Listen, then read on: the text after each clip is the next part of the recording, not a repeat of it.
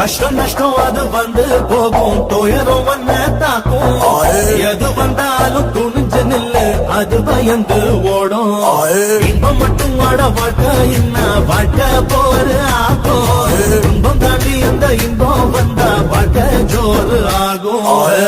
வலிய தள்ளி வையே, லட்சியத்தை